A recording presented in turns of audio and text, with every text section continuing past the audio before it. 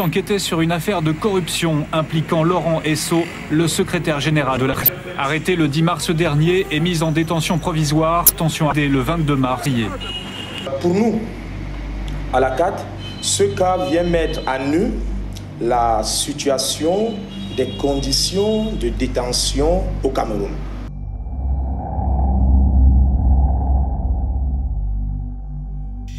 Avril 2010, Yaoundé, prison centrale de Kondengi, un lieu où le silence n'est jamais paisible, où les murs portent en eux les cris étouffés des oubliés.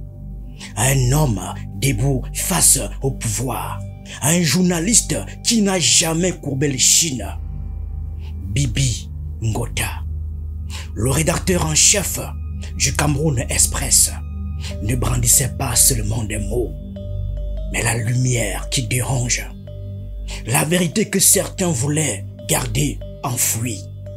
En février 2010, ses révélations sur la corruption au sein d'une société d'État lui valurent une arrestation brutale, un emprisonnement qui n'était qu'un prélude à une tragédie annoncée. Dans les murs sombres et cruels de Kondengi, Bibi Ngota furent enfermés, loin du monde, loin des regards, loin de la liberté. Ils vivaient chaque jour l'enfer de l'injustice. Interrogatoires interminables, pressions invisibles, isolement. Les jours se faisaient plus lourds, les heures plus oppressantes. Quel avenir pour un homme qui cherchait à éclairer l'obscurité? Puis vint la nuit du 21 au 22 avril. Cette nuit-là, Bibi Ngota est mort. Mais comment? Pourquoi? Officiellement, des causes naturelles, maladie opportuniste liée au VIH. Une maladie contractée bien avant son arrestation, dit-on. Soignée en prison, selon les autorités. Mais cette version sonne creux. Cette justesse clinique cache un silence plus lourd. Le silence d'une mort suspecte, d'une vérité qu'on enterre avec lui. La déclaration officielle du ministre de la Communication, Issa Chiroma Bakari, dépasse alors le cadre sanitaire. Elle révèle le statut sérologique de Bibi Ngota, brisant ainsi une règle sacrée, celle du secret médical. Excellence, si je fais allusion au cas Bibi Ngota, vous me dites? C'est dommage.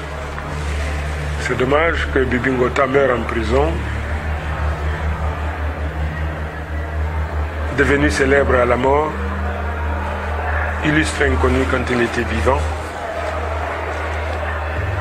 Mais Bibi Ngota est mort en prison, c'est un être humain qui a disparu, mais ce n'est pas un journaliste qui a disparu. Aux yeux du gouvernement, il n'a pas été arrêté et confiné en prison parce qu'il a commis un délit de presse. Non. C'est un citoyen, malheureusement de moralité douteuse, qui s'est livré à un exercice dangereux, périlleux, et il en a été victime. Malheureusement, ça lui a été préjudiciable. Malheureusement, ça l'a conduit à un endroit où il devait perdre la vie. Bibi Ngota est mort de maladie, en prison.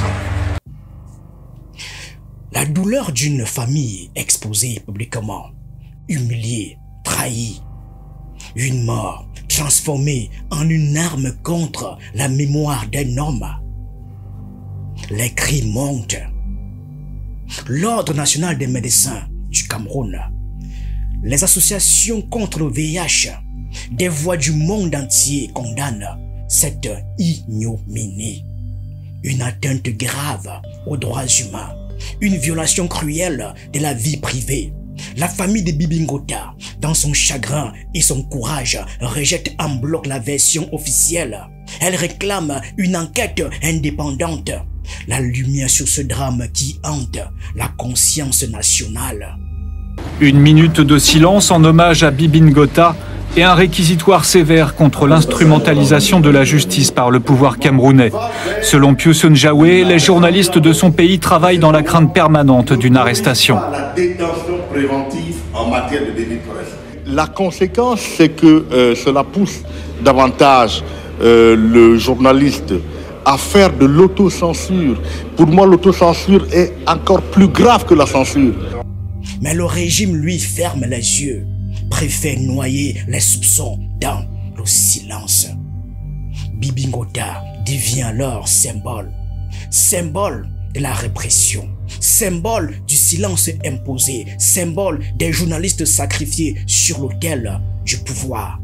Issa Chiroma, un gardien de la parole officielle, défend becs et ongles une version qui refuse la transparence. Il minimise les violences, camoufle les vérités, brutalise l'opinion autant que Bibi Ngota l'a été en prison. À l'instar de Bibi Ngota, de profession journaliste, mais qui a commis un délit, un crime et qui l'a conduit en prison. Il existe ce cas. Mais aujourd'hui, il n'y a pas de journaliste retenu en prison à l'heure où je vous parle. Il n'y en a pas. Donc quand M. Pius Njahwe dit qu'il y a chasse à l'homme concernant les journalistes... Mais il raconte, mais je respecte l'homme, mais je déteste cette opinion qui n'est qu'un mensonge. Quel journaliste, alors on les pourchasse, qu'il donne le nom des journalistes qui sont en prison. Voilà. Moi, responsable de la communication, je vais investiguer pour savoir quels sont ces journalistes-là. Dans le cœur des Camerounais, c'est une plaie béante qui s'ouvre. Une nuit où la justice s'est tue, où la démocratie a pleuré son enfant. Ce jour-là, Issa Chiroma Bakary incarne le visage froid du régime.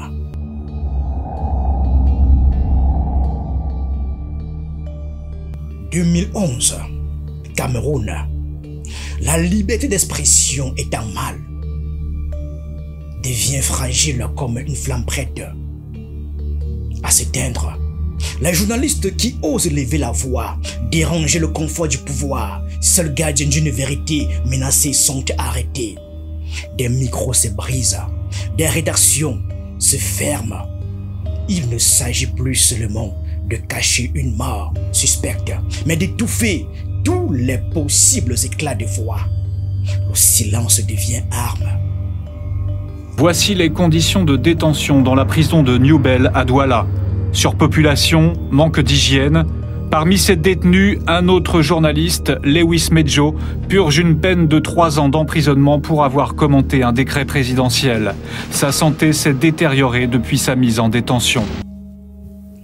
Issa Chiroma, toujours dans l'ombre, comme dans la lumière, devient le maestro de ce silence forcé. Ministre de la Communication, il orchestre la fermeture des chaînes de messagerie, interdit les rassemblements, convoque menaces. Des plumes courageuses sont bâillonnées, des consciences emprisonnées, des espoirs réduits au silence. Ça nous amène, Excellence, à parler de l'état des lieux. Quel est l'état de la presse et surtout de la liberté d'expression au Cameroun aujourd'hui? Voilà. La presse au Cameroun, elle me désole un tout petit peu. Elle me désole un tout petit peu parce que je la veux une presse responsable, une presse digne, une presse qui concourt à construire la cohésion nationale, à consolider la cohésion nationale.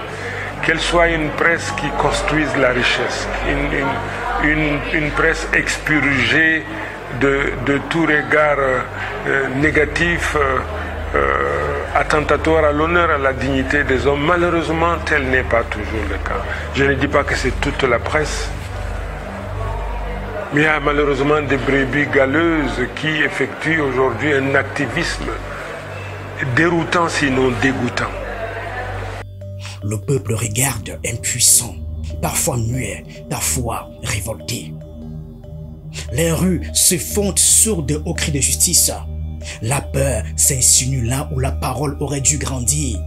Cette gestion de verbe comme bouclier devient un étau, un piège où les journalistes sont les premières victimes. Mais l'écho du silence est trompeur. Car même dans la nuit la plus noire, la vérité finit toujours par déchirer l'obscurité.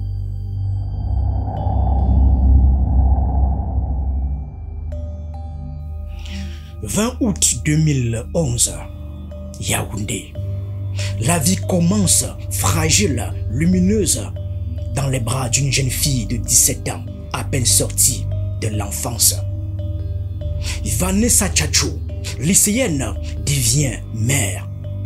Mais dans cette maternité, un endroit qui devrait être sanctuaire, lieu de vie, d'espoir, son bébé disparaît sans trace. Entre la salle d'accouchement et la couveuse où l'enfant doit être placé, un vide mystérieux, une absence terrible. Son bébé, sa chair, son avenir disparaît mystérieusement. Convaincu qu'un réseau de trafiquants d'enfants l'a privé de sa fille, Vanessa Tchatchou se dresse contre le silence lourd des institutions. Elle porte plainte, saisit le procureur, réclame vérité et justice. J'ai été au centre de cette affaire en 2011. Vanessa Tchatchou va en août, le 20 août, elle accouche à l'hôpital gynéco. Et moi, je suis interpellé au mois de novembre, pratiquement 2 mois après, parce qu'elle est bloquée à l'hôpital, parce que, dit-elle, on a volé son bébé. Et lorsqu'elle vient me voir avec sa mère à la radio à l'époque, je la prends aux antennes et je fais tout un tapage. C'est au cours de ce tapage que le nom d'une certaine dame magistrate va sortir. Mais le gouvernement, par la voix d'Issa Chiroma, à l'époque, avance une version officielle à laquelle personne ne croit. L'enfant serait décédé, enterré en Cotin, après avoir été au quartier Titi Garage. La gendarmerie de Kolmesen qui interpelle une certaine Alabingwa. Et moi, je vais descendre sur Cotin, où je trouve une dame qui était secrétaire générale à la mairie de Cotin, qui va me faire comprendre que sa fille, sa petite fille était arrivée avec un bébé mort de quelques mois, quelques jours à l'époque de quelques jours, et que ce bébé était enterré, ils avaient enterré sous la véranda, et elle avait amené l'enfant, elle-même avait amené l'enfant à la brigade de gendarmerie de Cotin. Une narration détachée de la douleur qui insulte sa mémoire et le combat d'une mère désespérée. L'affaire reste controversée, un mystère noir dans le cœur des Camerounais. En 2024, Vanessa Tchatchou accuse publiquement une magistrate influente d'avoir enlevé son enfant et de le détenir toujours. C'est la magistrate Caroline Mendiang Até, épouse à Tangana à l'époque, qui détient mon enfant. Ça, tout le monde le sait, même le gouvernement le sait. Ils le savent. Elle est familier avec l'ex-directeur, par son âme, qui est décédé, Dr Sondam Anderson, qui était jumeau, qui a grandi chez le frère jumeau du directeur, de l'ancien directeur de Génico, qui lui était au ministère de la Justice. Donc ce sont eux qui élèvent, c'est lui qui élève, c'est son frère jumeau qui élève la magistrate. Ce sont eux qui détiennent mon enfant. Je n'ai jamais détourné. Et à un moment donné, elle a même dit que c'était un arrangement au départ. Moi, je ne la connais pas. On s'arrange comment? Pour vendre l'enfant comment? Ou bien pour faire quoi? Pour être mère porteuse, comme on me l'a dit entre guillemets. Moi, je ne la connais pas. Si elle a eu à faire un arrangement, peut-être ça avec les gens de l'hôpital. Mais moi, je sais maintenant que j'ai eu la malchance de me retrouver au mauvais endroit et au mauvais moment. Peut-être ils se sont dit, bon, vu son âge, la petite fille là, peut-être si on lui propose là, comme ils ont commencé au départ, je vais faiblir. Mais moi, vous avez proposé l'argent au départ? Bien sûr, c'est par là que le directeur de l'hôpital avait commencé. Il a dit à ma mère, vous avez combien d'enfants? Elle a dit 4. Et puis il a dit, elle a dit, moi, Vanessa est mon aînée, elle a 3 petits frères et je suis veuve.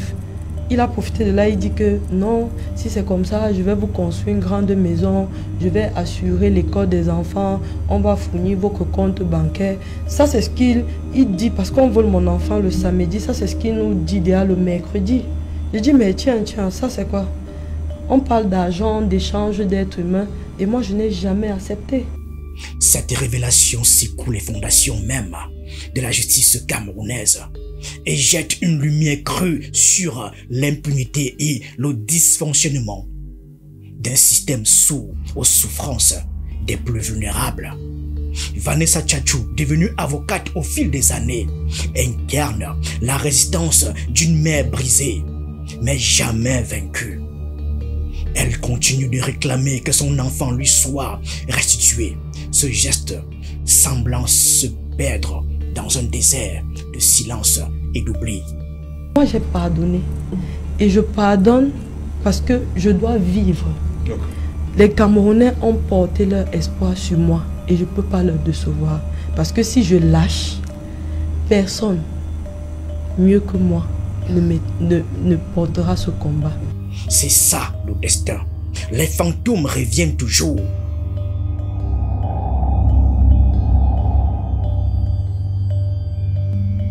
Un calme trompeur au-dessus d'une vallée silencieuse. Un fief de Boko Haram, à la frontière entre le Cameroun et le Nigeria. Le nord du Cameroun, une terre brûlée par la peur et la mort. Depuis 2009, Boko Haram, ce monstre venu du Nigeria, déchaîne sa violence aveugle.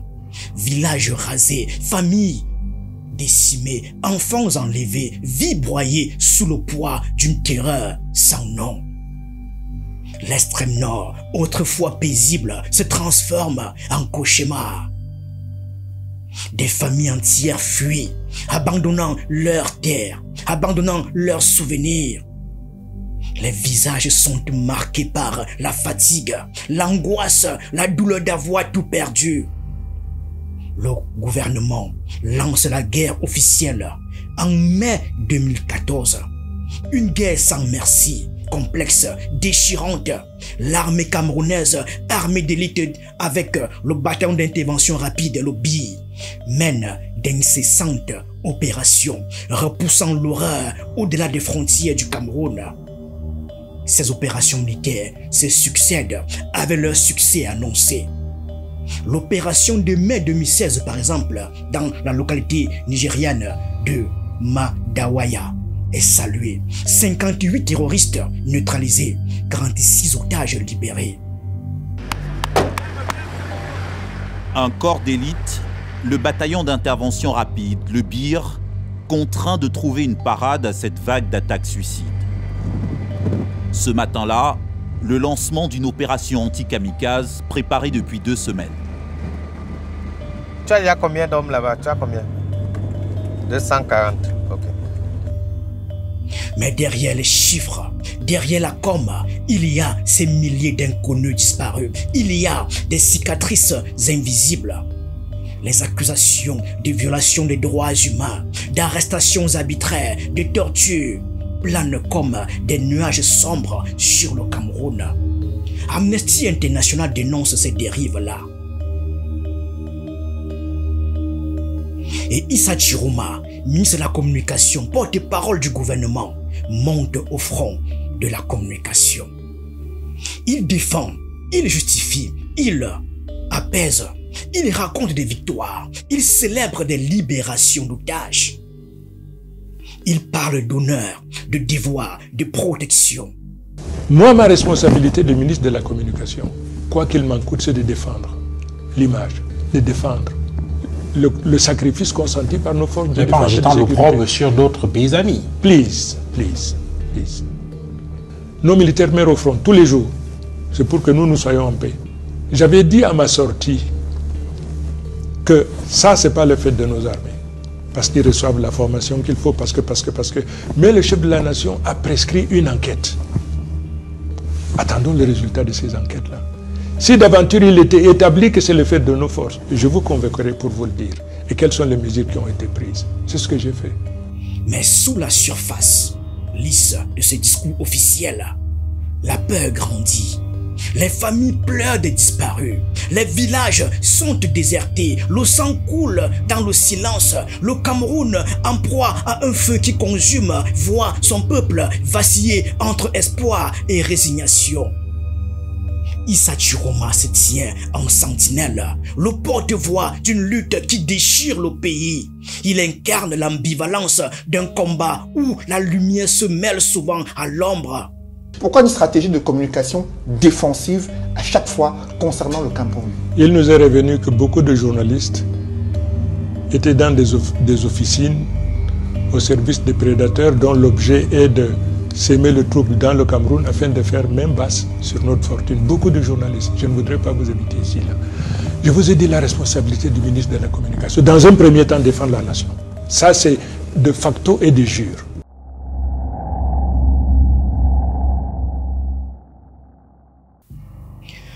« 2016-2017, région du nord-ouest et du sud-ouest. Dans les collines verdoyantes des régions dites anglophones du Cameroun, une colère longtemps étouffée éclate enfin. Héritiers d'un protectorat britannique oublié, ces communautés réclament justice, respect de leur langue, de leur culture, reconnaissance de leur spécificité. Tout commence par une manifestation d'avocats, eux-mêmes gardiens d'un système judiciaire qu'on cherche à effacer, à remplacer par un droit imposé unilatéral. Les enseignants les rejoignent, dénonçant l'imposition des fonctionnaires qui ignorent leur histoire et leur souffrance.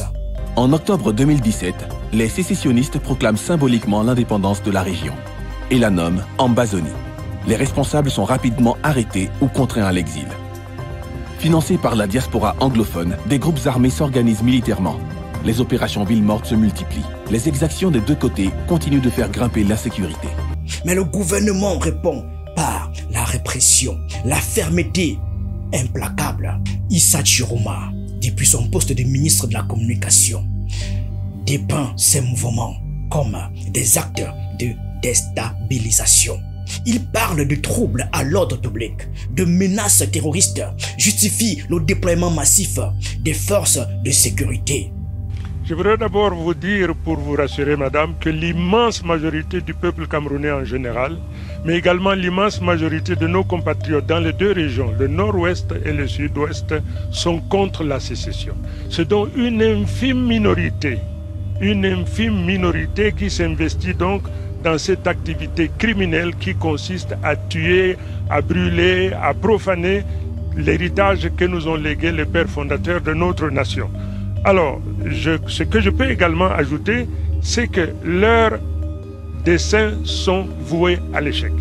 Le peuple camerounais, uni derrière son chef, est déterminé à prendre toutes les mesures pour empêcher la sécession dans notre pays. Des manifestants pacifiques sont arrêtés, parfois torturés, des villages désertés. L'écho de la violence résonne jusque dans les capitales étrangères. Mais à Yaoundé, la version reste inébranlable. Défendre l'unité nationale coûte que coûte. La demande de fédéralisme, pourtant portée par une grande partie de la population, est qualifiée de, je cite, rétropédalage, un frein au progrès et à la cohésion. Dans ce bras de fer, ce sont des millions de vies qui sont mises sous le sceau du silence forcé. Un drame humain immense que la parole officielle réduit à un simple problème de sécurité. Le pays se déchire et la fracture s'élargit, profonde et douloureuse. Issa Chiroma est à la fois porte-voix et bouclier. Il défend la ligne dure, alors que la société civile appelle désespérément à la paix et à la réconciliation. Cette crise a commencé quand? Cette crise a commencé il y a au moins un an. En novembre. En novembre. Le président de la République est absent depuis quelques jours. Enfin, c'est vrai que vous êtes journaliste professionnel, vous avez tendance à amplifier pour donner une dimension que la chose n'a pas. Mais vu l'ampleur des derniers les manifestations du 22 septembre, par exemple. Mais enfin, oui, vous n'êtes pas l'homme de mesure. Vous n'êtes pas l'homme de mesure. Lui, il sait ce qu'il faut, il sait ce qu'il doit être à chaque instant. Vous à partir du prisme qui est le vôtre, vous pensez qu'il aurait dû être là. Mais si les intérêts majeurs de la nation dictent sa présence ailleurs, il est là où il doit être. Cher monsieur, je suis ici pour vous rassurer que le chef de l'État est parmi nous. Là où je suis en train de vous parler, il est là.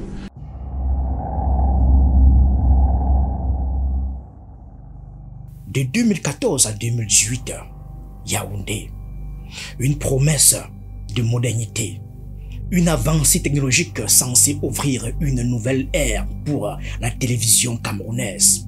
La télévision numérique terrestre, la TNT, un projet phare lancé avec fracas par Issa Chiroma Bakary, alors ministre de la Communication. Un contrat colossal de 110 milliards de francs CFA est signé avec une entreprise chinoise. La CRTV chaîne publique se vante d'être à l'avant-garde. Une campagne nationale invite chaque foyer à s'équiper pour recevoir le bouquet numérique.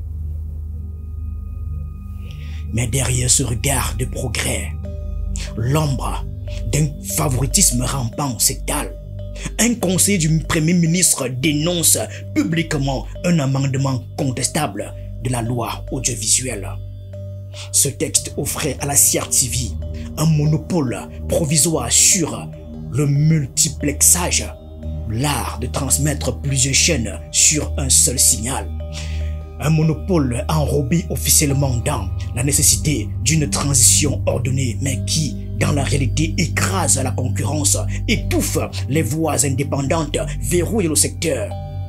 Le projet, malgré les efforts techniques, traîne, s'enlise dans des retards, des lenteurs administratives, des désaccords politiques.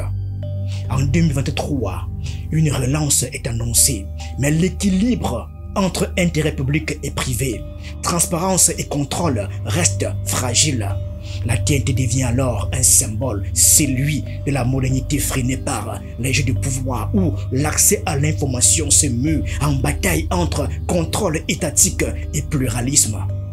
Je rappelle qu'il a géré des dossiers importants comme l'arrimage du Cameroun à la TNT. Moi aussi, je ne comprends pas pourquoi jusqu'à présent, le dossier de la TNT n'est toujours pas devant le tribunal criminel spécial. Mais je ne m'en plains pas plus que ça. J'attends que le temps de la justice passe. On peut toujours se plaindre de ce qui est un dossier qui avance moins vite que nous. Ça, tout le monde peut le faire. Quand on y a un intérêt ou pas.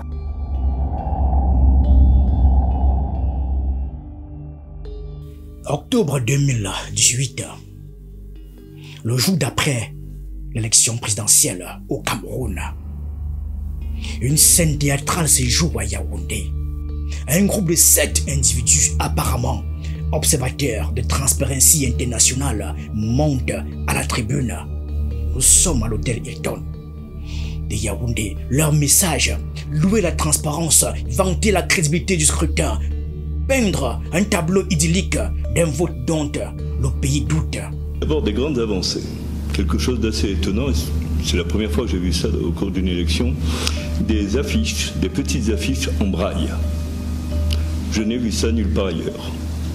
Je trouvais que c'était d'une grande sérénité et en même temps d'une grande émancipation démocratique. On assistait à des discussions très animées, ça c'est très intéressant parce que c'est un signe, c'est un bon signe. Ça prouve qu'il peut y avoir des confrontations, des discussions, des désaccords et ils peuvent être exprimés et c'est déjà une énorme valeur ajoutée. Honnêtement, pour ne pas connaître très bien l'Afrique, j'ai vraiment été agréablement surprise par ça. Mais ce spectacle est un leurre, une illusion orchestrée par l'agence Cameroun Presse, le bras communicationnel de l'État sous la direction du gouvernement. Et l'organisation non gouvernementale qui affirme qu'elle n'a envoyé aucun observateur au Cameroun. Écoutez les précisions de Marcel Amoko. Maître Charles Nguini, le président de la branche camerounaise de Transparency International, reconnaît avoir fourni à ses observateurs une formation à l'utilisation de la plateforme mise en place par l'ONG pour dénoncer des irrégularités, mais sans toutefois leur assigner de mission particulière. La vérité éclate vite. Transparency International dénonce l'usurpation d'identité. Elle n'a jamais envoyé personne. Ce mascarade est une manipulation politique grossière, une mise en scène destinée à blanchir un scrutin contesté. Ceux qui sont passés par, ceux qui se sont passer pour des observateurs de Transparency International. Ils ont subi ces formations-là aussi, auprès de Transparency International et de notre partenaire technique qui était Afro Leadership. Alors nous ne savons pas comment, après cette formation-là, l'on a pu être amené à dire qu'il y avait des observateurs de Transparency International. De faux observateurs de Transparency International donc venus au Cameroun sous le couvert d'une mystérieuse agence camerounaise de presse créée au mois de juillet dernier, soit 3 mois à peine avant l'élection présidentielle, d'où la thèse qui a rapidement fait surface d'une manipulation du gouvernement camerounais pour crédibiliser ce scrutin présidentiel. De son côté, le mouvement pour la renaissance du Cameroun de Maurice Kamto, qui a revendiqué la victoire à l'élection de dimanche dernier, s'est saisi de cette affaire et a demandé l'ouverture d'une enquête publique. Au cœur de cette tempête, Issa Chiroma Bakari, ministre de la Communication, devient l'architecte du message officiel. Il contrôle les mots, encadre les informations, tente de canaliser l'indignation. Quand il veut prendre la parole pour expliquer, la présidence l'en empêche, redoutant d'enflammer une situation déjà tendue. Il marche sur un fil entre dissimulation et contrôle, entre pouvoir absolu et nécessité de gérer la crise. Sa voix ici devient le masque du régime, c'est lui qui tente de sauver une image fragile. Mais le mensonge finit toujours par perdre la guerre contre la vérité. Et cette affaire reste un stigmate, une tache indélébile sur la démocratie camerounaise.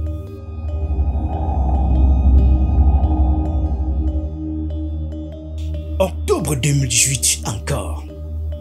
Le 7, un scrutin présidentiel est organisé censé sceller la démocratie camerounaise. Mais dès le lendemain, le 8, le séisme éclate. Maurice Kamto, candidat du MRC, refuse d'admettre la victoire proclamée de Paul Biya. Il clame haut et fort sa propre victoire. La contestation va bien au-delà des tribunaux.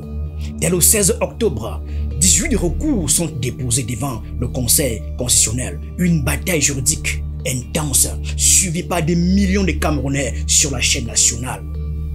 Mais la justice rend son verdict, échec cuisant pour l'opposition. Alors, la contestation gagne les rues.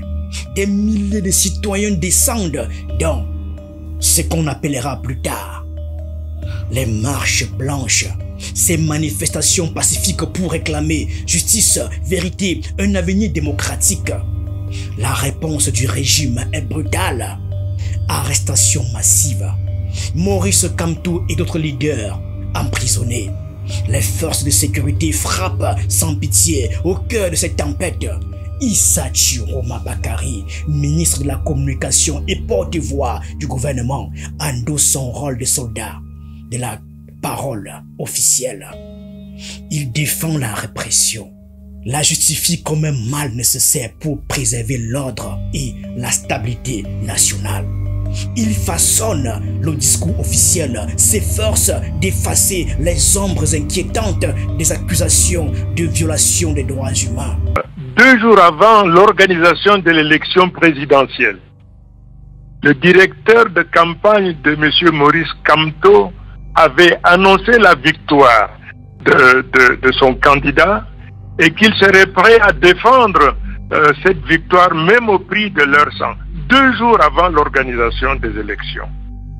Il n'est donc pas surprenant que ces extraterrestres qui ont la capacité, qui ont la faculté de prédire et de lire ce qui n'est pas encore, ce qui n'a pas été écrit par les êtres humains, il n'est pas surprenant que dans cette logique de fuite en avant, alors que M.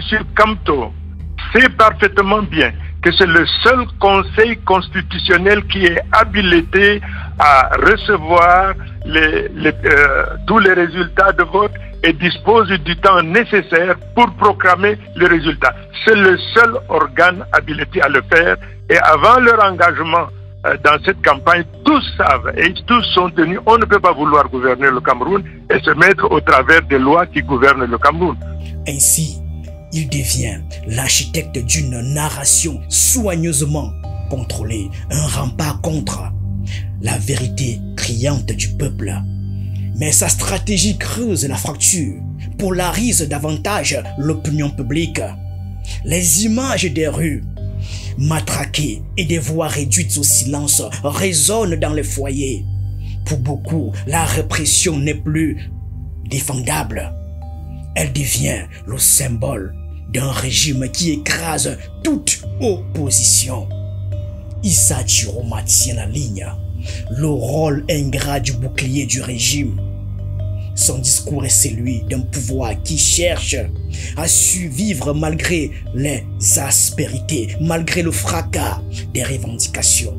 Nous avons donné un point de presse, une conférence avec le ministre de l'administration territoriale, au cours duquel nous avons prévenu les uns et les autres qu'ils ne se laissent pas emporter, dussent-ils être des instruments de déstabilisation au service de ce que nous savons des officines dont l'objet est de déstabiliser le Cameroun. Nous leur avons dit, ne secouez pas la boîte de Pandore. Ne cherchez pas à répandre sur ce pays réputé pour sa stabilité, pour son vouloir vivre, pour la concorde qui existe entre les Camerounais. Ne secouez pas la boîte de Pandore parce que vous trouverez en face de vous toute la fermeté et la rigueur, pas seulement de l'État mais de toute la nation. Mais l'écho de ces marches blanches résonne au-delà des murs clos, dans le cœur et les esprits d'un peuple avide de justice.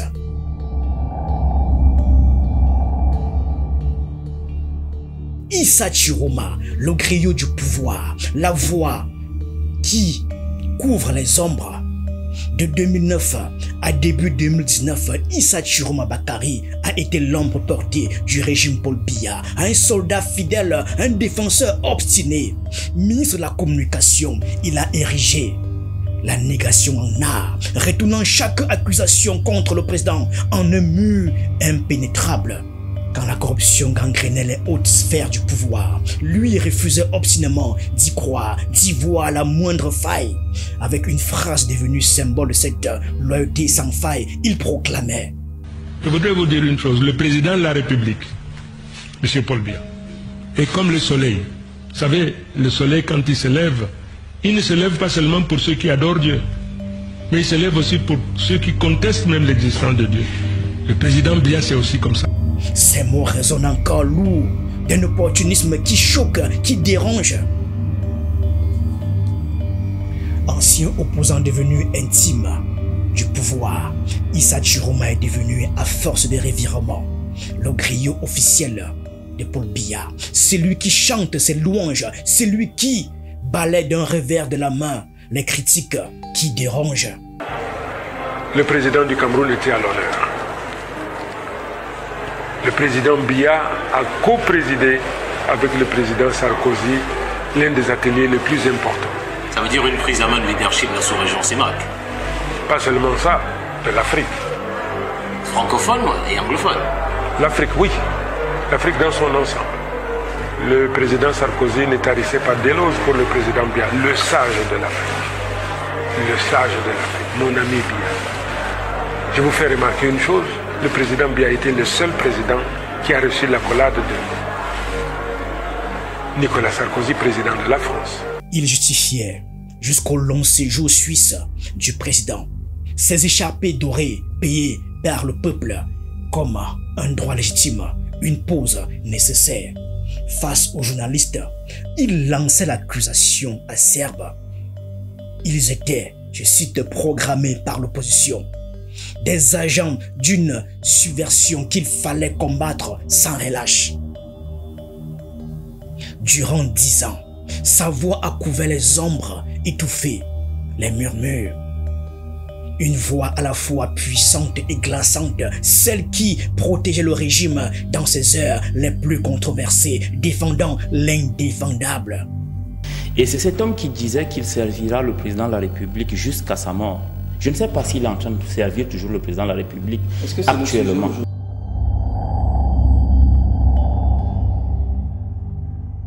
Sur le chemin d'une décision lourde, voici Issa Chiroma Bakary, Un homme au parcours torturé, au destin incertain. Pendant plus de 20 ans, il fut le fidèle serviteur d'un régime tout-puissant, un pilier d'un pouvoir contesté, défenseur acharné d'un système au contour opaque. Il a porté la parole officielle. Il a justifié les injustices, brisé des voix, craché des douleurs. Il a dansé avec ses vieux démons. La répression, le mensonge, le silence y imposé. Il y a quelqu'un qui a traité ça de faussaire. J'irai loin. Quelqu'un a dit sur le plateau qu'il était faussaire. Il dit c'est un menteur, il est inconstant. Pour moi, j'assume. Il n'est pas que faussaire. Là, c'est l'argument de faussaire. C'est un menteur. Il est inconstant, il n'est pas loyal. Ce monsieur-là. Mais aujourd'hui, il se tient au bord d'un nouveau fil fragile et tendu. Il démissionne de son poste de ministre de l'Emploi et de la formation professionnelle. Officialise sa candidature à la présidentielle d'octobre sous la bannière du Front pour le Salut National du Cameroun, le FSNC. Ces mots sont forts, révolutionnaires. En finir avec le vieux régime, déraciner l'abus, le mépris, la confiscation du pouvoir, bâtir une démocratie où la défaite est acceptée, où l'adversaire est respecté, où la parole est honorée. Il cherche à redevenir une voix du peuple, à s'éloigner de l'ombre du passé. M. Tiroma, toute la journée reçoit les Camerounais chez lui. Ils échangent, ils partagent et c'est noté, c'est inscrit. Parce que les gens veulent également entendre la version de lui. Et la question qui revient en permanence, c'est que est-ce que tu as vraiment démissionné? Et il est péremptoire. Et les faits sont là. Il a démissionné, il est parti. Et les Camerounais doivent aujourd'hui être rassurés qu'il est définitivement parti. Pourtant, les fantômes de son histoire le guettent. Son passé le suit, lourd et pesant, comme un spectre qui refuse de le lâcher. Les mêmes critiques qui le tenaient comme porte-flingue des oppressions le regardent aujourd'hui avec défiance. Les jeunes, plus que tout, doutent de sa sincérité. Comment croire en ce revirement après tant d'années à défendre l'indéfendable? Comment ne pas voir ce changement comme un calcul, une stratégie pour garder une place, une influence? On lui reproche ses revirements passés, son rôle de griot fidèle, son silence complice face aux injustices.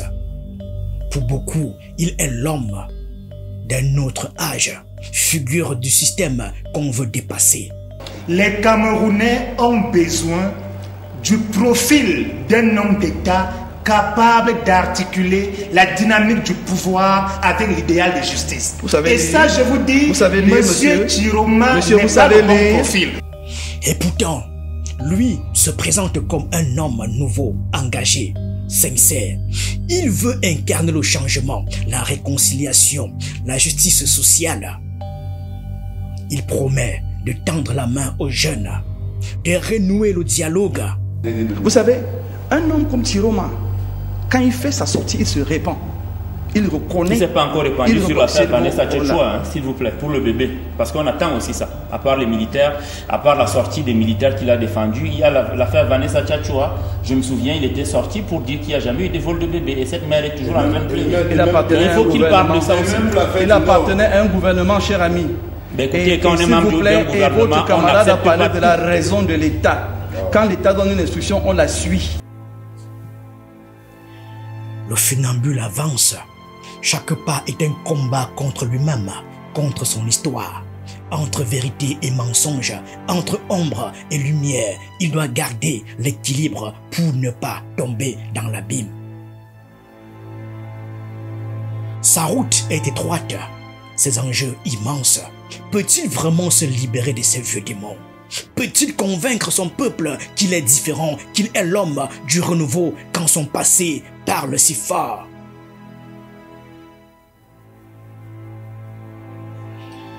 À la croisée des chemins entre la rédemption et l'opportunisme, Issa Tiroma Bakary incarne la tragédie d'un Cameroun en quête de transformation. Un homme, un pays, un combat. Face à ces vieux démons, le funambule du pouvoir tient la corde. Fragile, fragile. Jusqu'où ira-t-il avant de tomber ou avant de se relever? C'est toute la question. Merci à tous.